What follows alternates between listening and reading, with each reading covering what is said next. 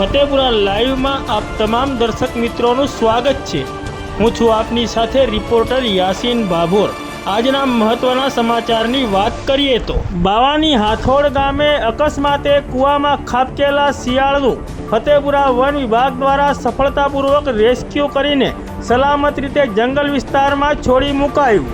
તારીખ 4 જૂન 2025ના રોજ સવારે 9 વાગ્યાના અરસામાં ફતેપુરા વન વિભાગના રેન્જ ફોરેસ્ટ ઓફિસર પીજે ચક્રવર્તીને દૂરવાણી યંત્ર દ્વારા માહિતી મળી હતી કે ફતેપુરા તાલુકાના બાવાની હાથોડ ગામે માલિકીના સર્વે નંબરના કૂવામાં શિયાળ પડી ગયું છે।